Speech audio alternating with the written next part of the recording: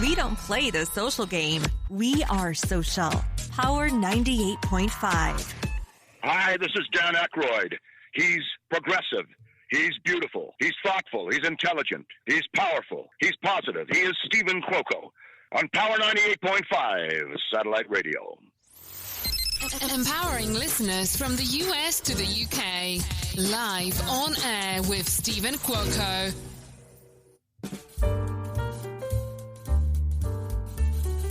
Mr. Marcos Papadatos, thank you for giving a call this morning. Perfect timing. You were on a subway. I was just telling Maurice, got to be signal issues. New York is not as bad as LA, especially when we think about the hills, but he was on the subway. But I give him a lot of credit for giving us a call while on the subway.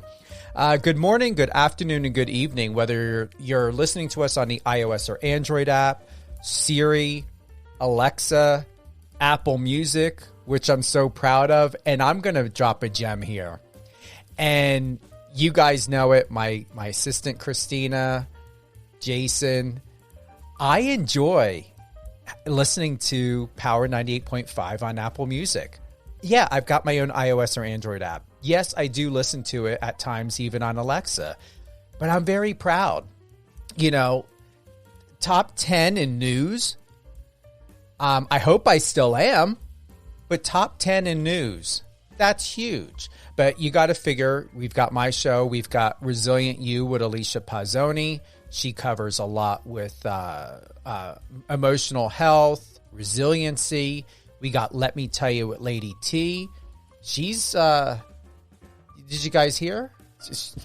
She may be interviewing someone that she's known of for, I don't know, since she was a kid or early on or something from the Seahawks. So that's going to be exciting. I'm having conversations with the PGA right now, wanting to get my press media pass for the PGA.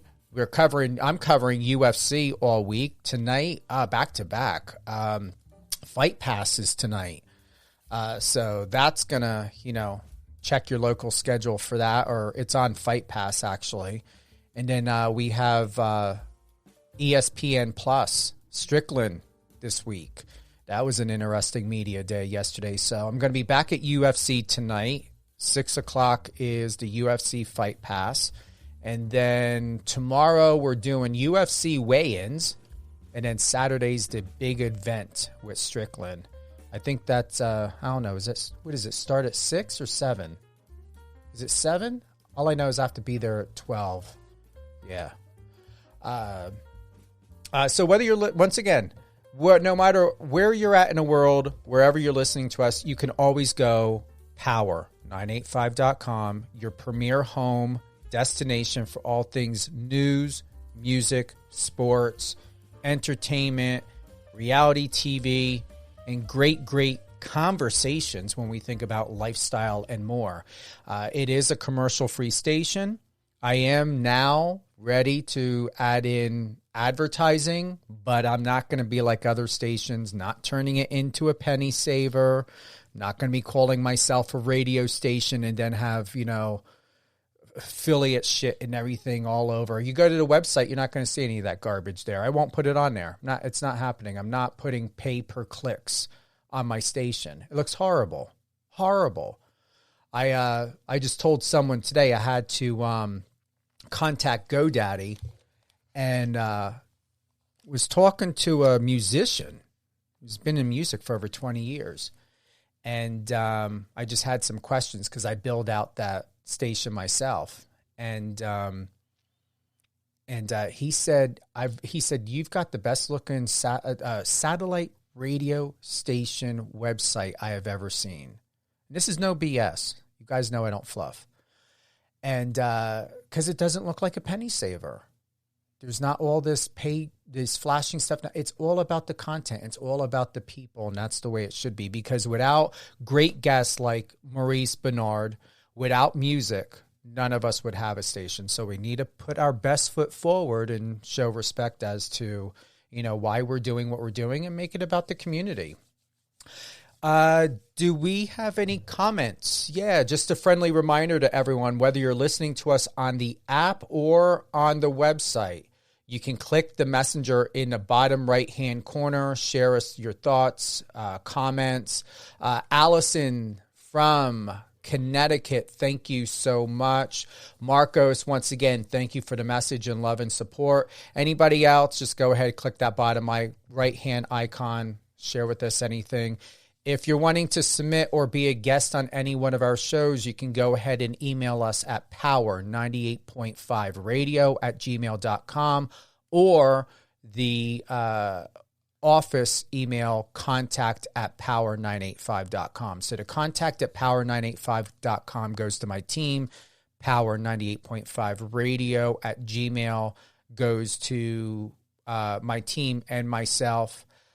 So usually when someone wants to get a hold of me directly, they use the Gmail. Everything else is the contact@power985.com. But there are no rules. Just, we get messages through the messenger for submissions as well. Did you guys catch all that? Maurice Benard. Yes. I guarantee you, watch. Marcos always loves to do reviews, especially when he sends me someone. And Marcos and I had a conversation a while back ago, and it was about it was a reviewer. He did a nice piece on Maurice, and I didn't know I would be in a situation to where I would have Maurice on the show, and I'm quite honored. And to you, Marcos, because I know you're listening, he might be doing a review. I'm not going to assume. I'm going to text him when we're done with the live, and I'm off the phone with Maurice. But we were like, so you doing a review, Marcos? Because I love his reviews, and he always puts the clip of the show in there. And that's another reason why I also share it on Amazon Audible, Amazon Music, iHeart, and Spotify, because it also helps Marcos to embed these interviews in the reviews and articles that he does for myself in support and Power 98.5. So if I had that little clapper thing, I would do it. Maurice Benard, he is a true luminary in the world of film and television. With a distinguished presence and acclaimed performances, he has left an indelible mark on the industry. As a member of the prestigious Actors Studio and Emmy Award winner, Benard's talent knows no bounds. In his most recent ventures, Maurice commanded the screen as the iconic John Gotti in Lifetime's captivating Victoria Gotti, My Father's Daughter. His compelling portrayal showcased his unparalleled acting prowess. Additionally, he delivered into the realm of horror in the chilling film Nightmare Cinema alongside the legendary Mickey Rourke, captivating audiences and earning critical acclaim at the New York Horror Film Festival. Maurice, welcome to the show. Thank you for being with us. I'm going to tell you, you've got a long decades list of accolades that it would take at least 10 to 15 minutes to read off. Thank you. It's great to be here. What's life been like for you? I mean, you've also got your show. It's really well done. I like the way it's put together. Where should we start? What are you most passionate about, and what's passionately happening in your life right now? Well, it's funny. As you're reading off the acting stuff, it's like what I'm most proud of is what I've done and what I'm doing for mental health, which is I did a book, nothing general about it. It was during the pandemic. And during that time, I couldn't, because it was during the pandemic, I couldn't go to New York and tour, right? And I had extremely horrible anxiety to the point of wanting to end my life every single day for about 4 months. Finally got help, went back to General Hospital to work, and my life completely changed after that experience. I always say you got to go through hell more than once to figure out who you are. And since then, I've won 2 Emmys, New York Times best-selling book, and I created a show called State of Mind on YouTube that I'm the most proud of because I produce it, I created it, I do everything to it. So there you are. I've got to ask, because what's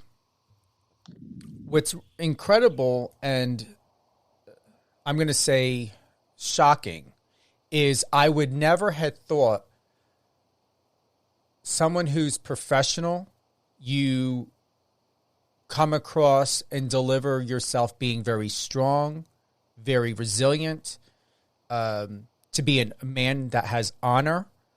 Mm-hmm. How, and I know that I worked in mental health for 15 years as a grief counselor.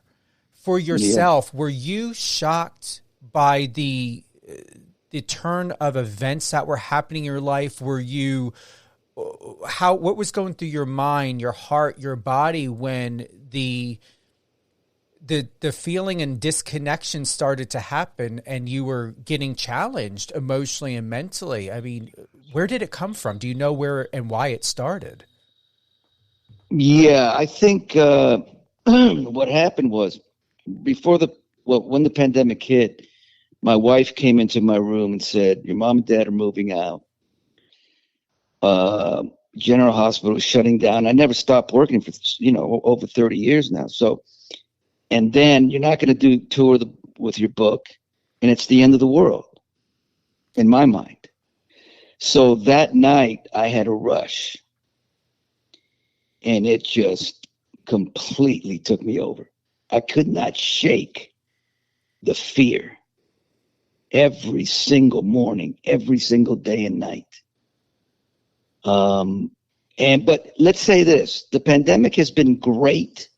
It's a curse and a blessing. The blessing is there's a ton more awareness. I've been talking about mental health.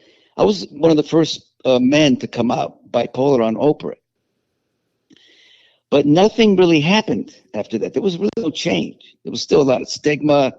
Nobody was really talking about mental health. But the pandemic changed that. Now, the curse is way too many suicides. And that's the curse and the blessing. It sounds to me, and what I'm hearing, Maurice, is even though you had shared years ago about how bipolar has affected your life, what I'm hearing is the pandemic really brought to the fore as to who you are, and if there was anything hidden, not addressed, subconscious, you faced it all head on real quick, and in a way to where you had to go right into fight or flight mode and sort out, are you going to run from this or are you going to hit it straight on? And it sounds to me, and what I'm hearing, and I don't know what goes on behind the scenes, but I'm going to tell you, I don't feel or hear, and as a professional, that any of this owns you any longer. No more. It's done. You're absolutely correct on that.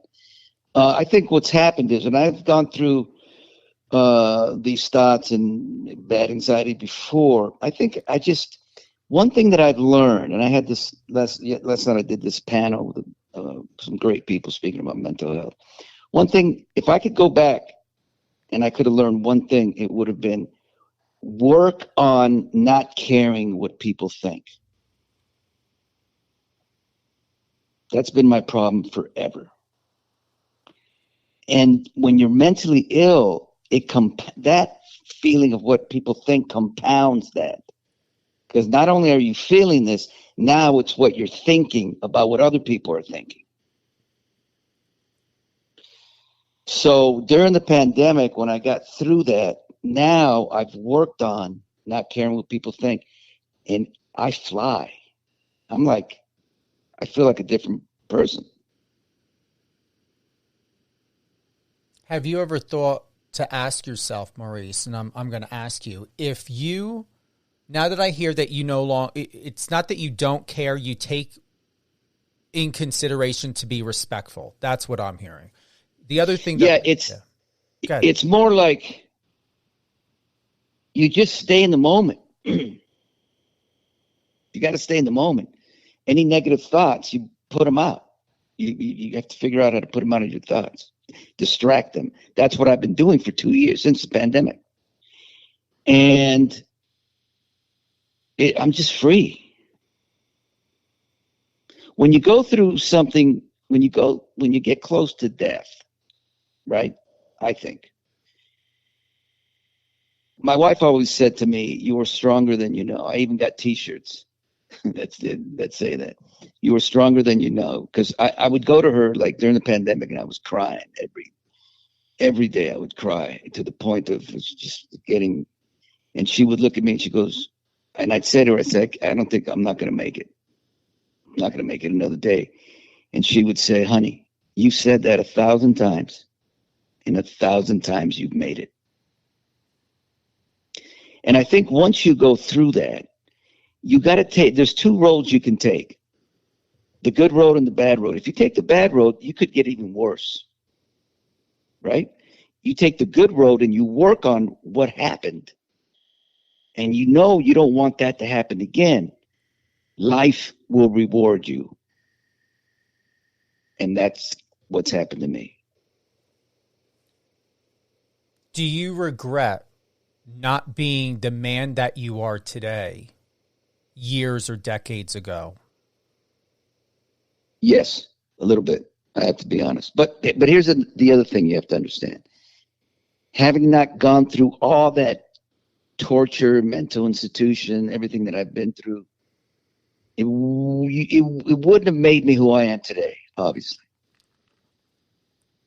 But I just wish I would have learned how to get rid of my ego quicker. But is it really ego, though, Maurice? Is it ego? Oh, it used to be. Yeah, trust me. It's ego, man. It is? Okay. Yeah. Only in the last couple of years have I done so much better with that. Here's the thing. I had an agent say to me once, you don't have an ego. I said, "Listen, I don't mind being king, but I don't want anybody else to be king." I like it. I like that. Seriously. But can't we chalk it up to be self-confidence, or is it really ego? Well, look, I get you have to have some ego to that's the drive and the passion, right? And the competitiveness. But I think because my ego was so strong that it affected my mental health. So I worked on it. I've been working on the ego also for the last, since the pandemic. Obviously, Stephen, I wasn't doing something right. I've had too many of these things, man. I've had 3 nervous breakdowns, a lot of anxiety and depression. At some point, I had to figure it out. I'm going to be honest, Maurice. Do you believe, to sum it all up, is there or was there anything about your past or with the relationship that you had with your family or parents or anything? What I'm hearing, especially when you said, like if you're not going to be king, no one else is going to be either. The first thing that I heard from that is you don't want to be forgotten. So did something happen in your past where you felt neglected, forgotten, always second or last in a line? Were you ever treated in your life as though you were a second-class citizen, or as though who you are, your opinion, and who you are as a person and human being was never enough for the person who you hope to love you most in life? Well, yeah, look, in my book, there's my dad would hit me with the belt, and he didn't know how much rage he had. So that was one thing. And there's another thing that I have never talked about, and I'm not going to, but that affected me big time. So those two things is exactly what you're asking. That has contributed to all my. I think part of it has contributed to all my stuff. I'm not correcting you, and I can relate to you honestly. That I believe it would be a lot because I went through the same thing. Not as severe, maybe, yeah. I don't know, but I don't like to share my story often unless it's necessary. I was adopted and coming from a background of a family who had put gambling and addictions first, and who really gave up their soul to the demons in every way that you can think of what it would mean to lose and sell your soul. My family did that.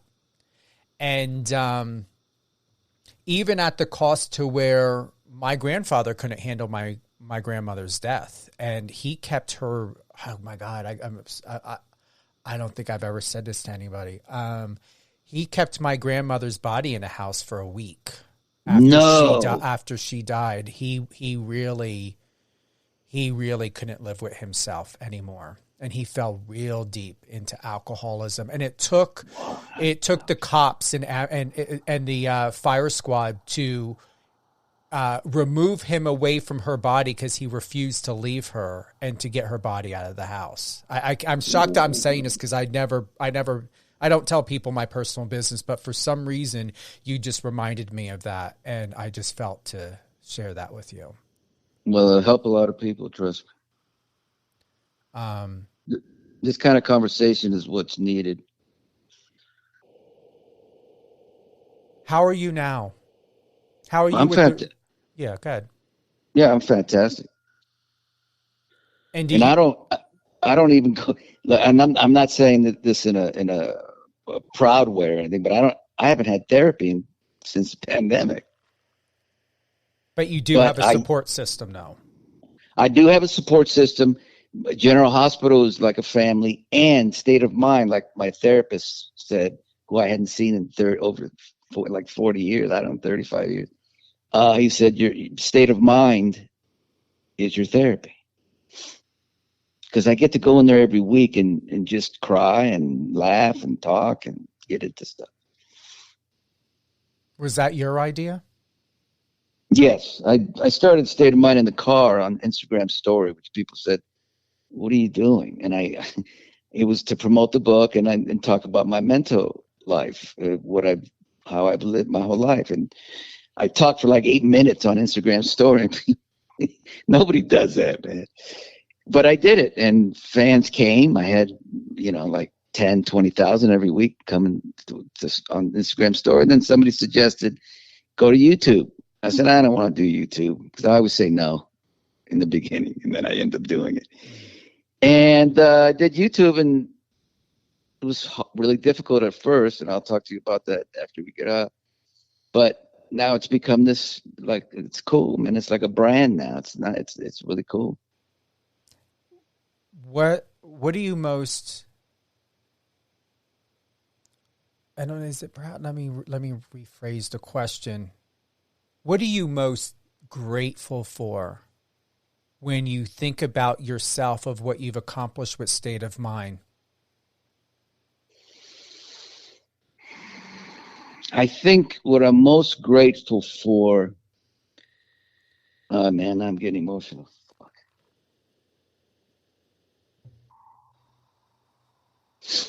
What I'm most grateful for is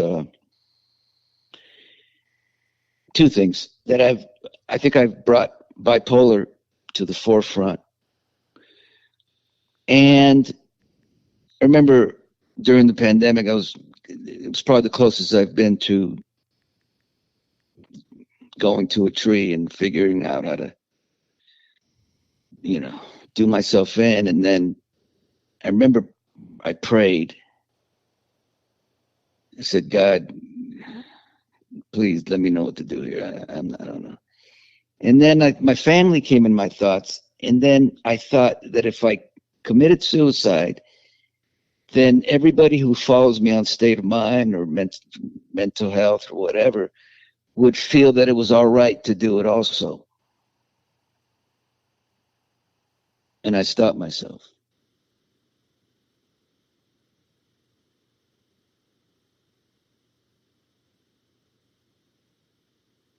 I'm sitting with that. Couple things is what I hear is not wanting to take the responsibility. Yeah. when I just said that, that's what I thought. Yeah, not wanting to take the responsibility. And also, I'm as I'm processing this, was it at any point did you come to realize, Maurice, that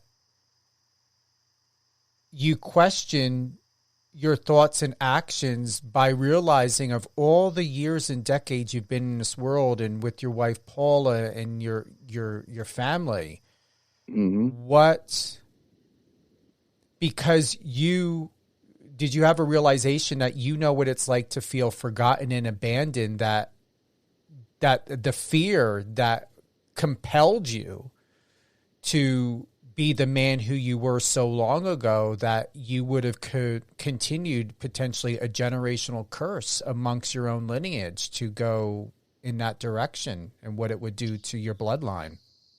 Let me tell you the truth in that.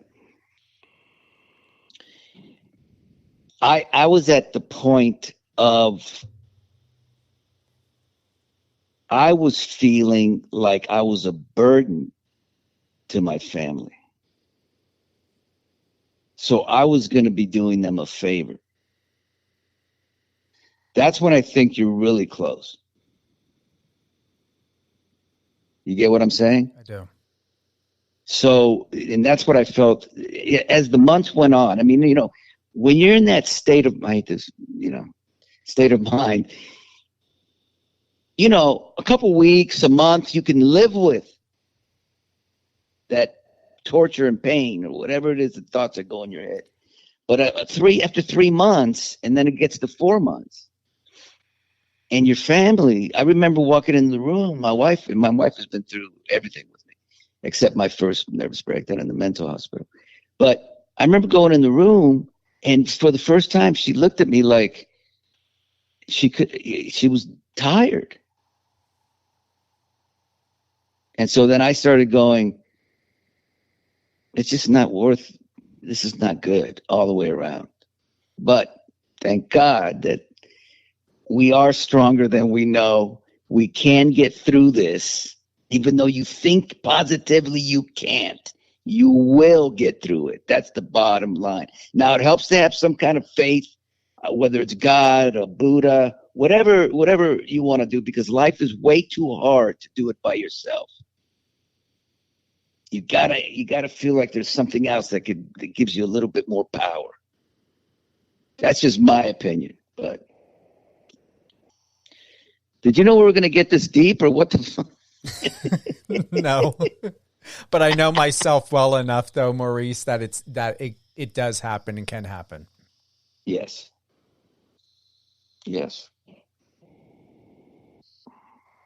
Is there still room for hope for yourself, for your family, for this world? Do you honestly believe that there still is room for hope? Well, the hope I see is like, that's why I think the pandemic happened, and it shook people to the core. And I think people who would look at people like me or anybody else with the invisible illness, which is, anxiety, that you don't see it, right? I said this last night. I went to work one time that I was crying in the corner, and then I had to go up and do a scene, with horrible anxiety, right? But people were like, "Oh, it's all right. Just go to take a nap." Okay. And then I go to work a couple months later. I cut my arm. Yeah, it was pretty bad. It was like, "Oh my goodness, what?" That's the difference, man. And they don't understand that anxiety's 10 times worse than the cut. But because they see the cut, it's like, oh. But I think the pandemic has now opened some eyes of people who were like that. Go take a nap. It's not a big deal. Who cares about a depression? Well, during the pandemic, they felt it for the first time. And they probably said, oh, boy, this is what it is. I want to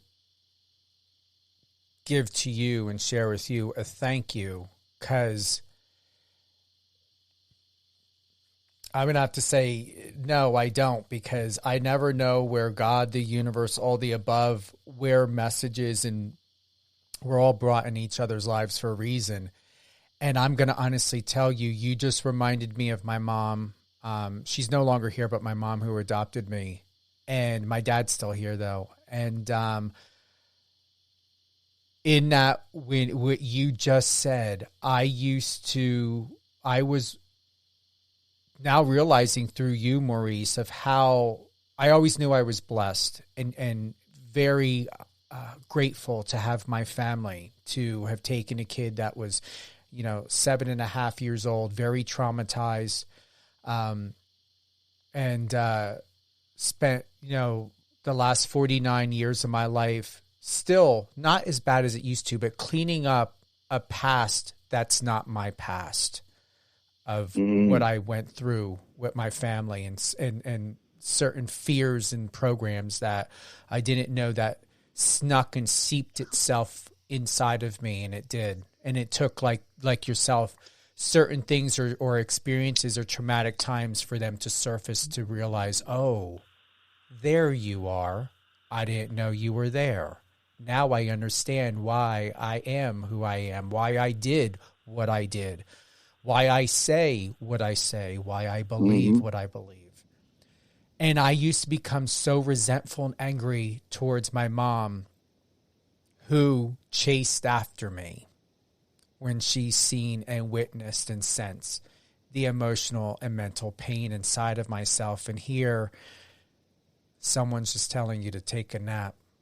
My mother never said that to me. She took everything seriously. So thank you for the reminder that I spent those decades angry at times when I felt that she was being overprotective and smothering, and hear your story and how comforting it would have been if someone just would have sat with you. Yeah. So thank you for that, because that really moved and hit me in a way to where I'm 49 years old and I just had an aha moment, emotional aha moment, because of what you said. Yes. Well, hey, I'm glad, man. Are you sure we're not on your show, State of Mind, right now? I think we should have been, actually. We can. Come on. Yeah, seriously, it would be great. I would be honored. Honestly, thank you for that. I'm 49 years old and I just had that emotional aha moment after all of these decades. Well, it's funny you say that, because it took me 58 years to get rid of the ugliness inside. And I just accepted the ugliness. And I could do everything with the ugliness. You just do it. I'm bipolar. That's why my gut feels always so nervous and ugly and stuff. That's who I was. But when you don't have it, man, it's like you're on some kind of like high. You know what I mean? When that's gone inside of me, that what I used to feel forever, since I was a kid, since I was a teenager, since my 20s. And then during the pandemic, after that, I went through that left, and I haven't gotten it since. And I shouldn't get it again. But even though if it happens again, I'll have more skills to deal with it.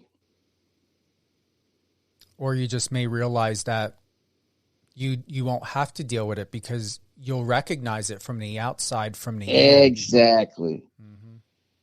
You like I say, listen, this is a cool thing. You have to. It's like a gears in cars. You have to stay in first, second gear. You can go to third, but do not go to fourth. I mean, you can, but try not to. Don't go to fifth. I was in like seventh. Keep yourself in first and second, and you'll know your trigger. If you're heading to third, better figure something out. A lot of that is sleep, how you sleep. I always can figure out where I'm at with how I'm sleeping. But if you go to fourth, you better figure it out quick. Because once you get to 5th, 6th, 7th, you can't rein it back. Thank you for that. Yeah. Thank you. Are there any relationships that you regret that no longer exist, or are you at peace with the fact that everything has its season and the people that have dissolved from your life and those where you've dissolved, Maurice? Are you at peace with that, knowing that what was meant to be learned, without putting judgment or a classification on it, are you at peace? That's a very good question. And the answer is absolutely yes. I had a friend, and he's gone now because he was kind of a quick bad on me. Once it's gone for me. My dad died a year and a half ago or so, and I just move forward. It hurts, especially in the beginning, but I can move. I don't regret, because I believe everything truly does happen for a reason. So a lot of times when I've a lot of friends that I don't have, that aren't with me anymore, I'm better off. What brings you the most joy that no one else would know about? What brings you the most joy behind the scenes, if you're comfortable to share, that makes Maurice just so fucking awesome?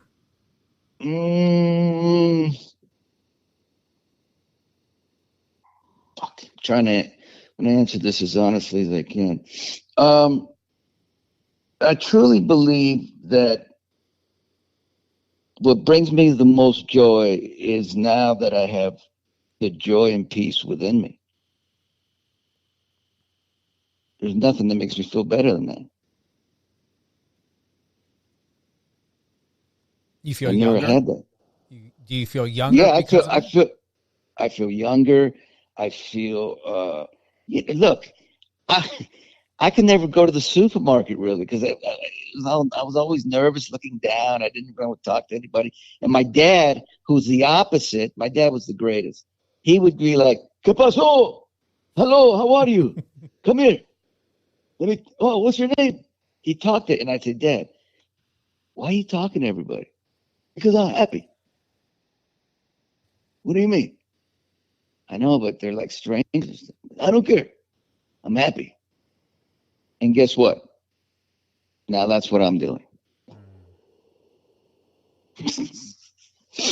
That's joy, man. It suits you. It feels real for you to be that way. Yeah. Now, don't get me wrong. It's not like I was Charles Manson for 58 years. No. But if I got close with you, I was just cool as hell, right? But most of the time, it was just a lot of other stuff going on.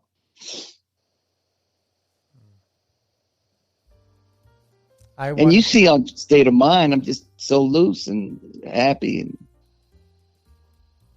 you're I couldn't have done State of Mind 5 years ago.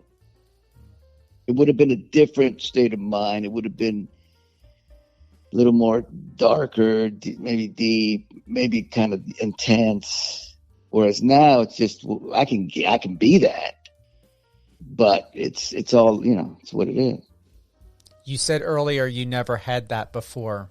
Do you feel that you've got and believe that you've got everything and more, and it's building and growing and expanding because of how beautiful of what you've become as a man and a person and a human being and a professional and as a husband? You hit the nail on the head. I feel it. I feel it growing. I feel this thing happening. And the truth is, years ago, I kind of with stuff. I tried the same thing, and it didn't happen. So now it seems to be it's a whole different feeling because of where I'm at, I would believe.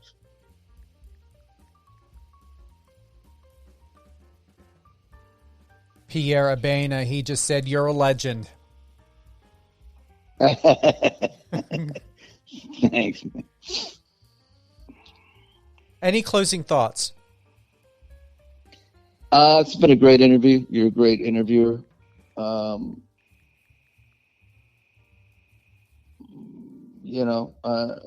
It's just great. I think we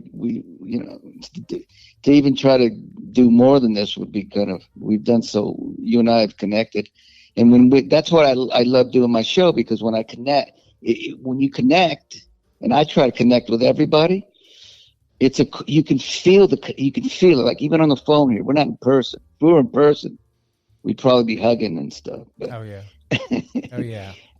But you can feel the connection, and that to me is more important than anything. I appreciate that. Emmanuel Gali, thank you so much. He said, "I'm tuned in and I'm loving it." He said, "Thank you for sharing your story with us." And that's from Emmanuel Gali. All right. Hey, man. I appreciate that. Anytime. Who would you like to give a shout out to?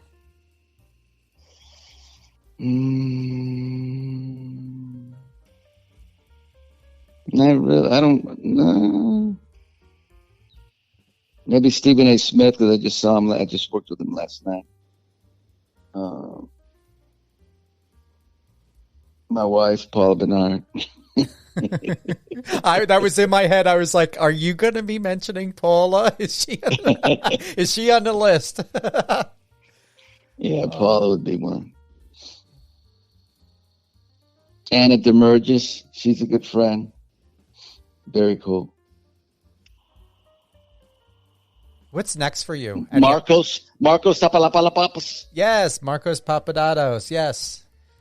And while you're listening, Marcos, you're going to do a review, because I know Maurice deserves it. I'm very, very grateful to you, Maurice. This flowed. I don't even feel like I'm doing a show right now. I always know when I'm doing it. I feel like I'm sitting back, like I'm not, no BS. I feel like I'm out of time and space with you right now. It feels cool. Yeah, I'm grateful for you. We could have this interview. I mean, we're not talking about like how's it feel kissing Carly. Do you still get asked like really silly, fluffy questions? No. Let me tell you something. This is the trip of it all. When for 30 years, 28 years, all people would talk about was General Hospital. Now it's amazing how I don't get asked much about General Hospital. It's all mental health and state of mind. And that to me is incredible for me, because that means that I've been successful in another world, and now people are understanding it and getting it.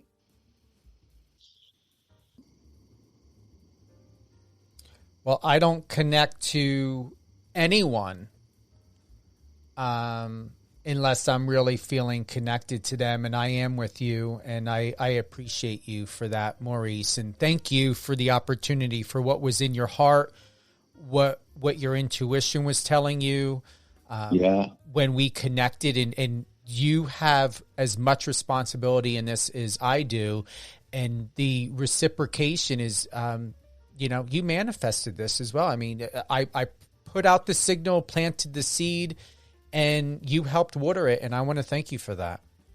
I thank you for your questions and for having your instincts, and I appreciate it. Anytime. Anything else before we head on out and have our little personal chat and then be on with our day, my friend? No, I'm good, man. Are you? Yeah. Okay. All great things, Maurice Benard. Head on over to his Instagram at MauriceBenard. I'm going to go to your link tree here.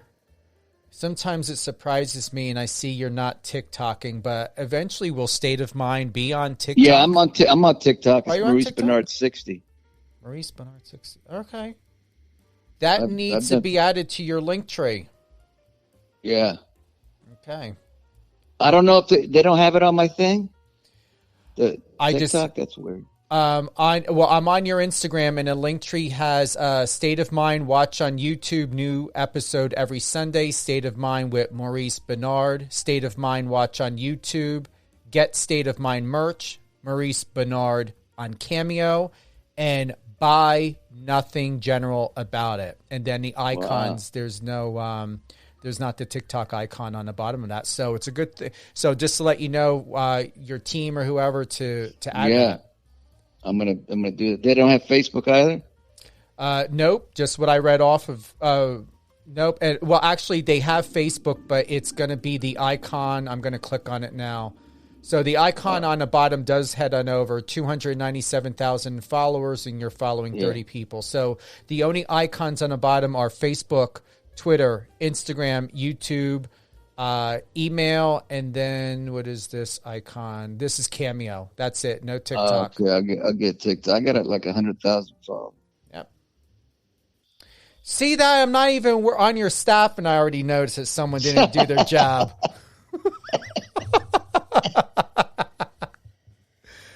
I'm like that. I'm a researcher. I look at everything. Everything. I love that, man. All right. Maurice, thanks again. Thank you. Thank you to everyone who's tuned in today. Live on air with Stephen Cuoco on Power 98.5 Satellite Radio. No matter where you're at in the world, whether you're listening to us on the iOS or Android app, Siri, Alexa, Apple Music, Live FM Radio, Streamitter, MyTuner, another favorite, and more. We are your premier destination for all things news, music, sports, entertainment, reality TV, and great lifestyle conversational pieces like what we had today with Maurice Benard. All that and more. Stay tuned. More UFC content coming up. Head on over to power985.com. You can find out all the information, latest news of what's happening with that. My recent interview with Naked and Afraid XL, Dan Link, good friend. He's on the new show with Matt Wright and Steve. Last One Standing, new episode. I believe the recap episode airs this Sunday. Season premiere ends July 16th, Sunday, 5 p.m. Pacific, 8 p.m. Eastern, and then if you missed the 5 p.m., I believe it re-airs the next episode at 9 o'clock. Other than that, thank you everyone for tuning in. Thank you to the fans and then listeners, Pierre, Emmanuel, Jackie, Chris. I mean, the list goes on and on. Thank you so much for the love, the respect, the support. This episode will be published and available on Amazon Music, Amazon Audible, Spotify, and iHeartRadio. Whether you want to listen to it again, share it with friends, family, saving it, or not wanting to wait for the re-airing of this episode at a later date. All things when you want to check out for Power 98.5 Satellite Radio, whether it's on the iOS or Android app or the website, check the schedule. It's in two different spots, homepage and live music, and then you'll be able to find out all the upcoming events and shows. Stay tuned. Looking forward to adding PGA to the lineup of guests, professional golfers, and covering the event as well. Have a great day, everyone. And once again, make the best of every moment. They say live life without regrets, but I'm going to honestly say in order to not have any, find and establish that peace within yourself first before trying to fix, involve, dissolve, or remedy a situation outside of yourself. You're loved, and I appreciate you. Have a beautiful day, beautiful weekend. And yeah, have a beautiful way. I did say that. Thank you, Christina. I did say that. Have a beautiful way in life, your life. Make it great.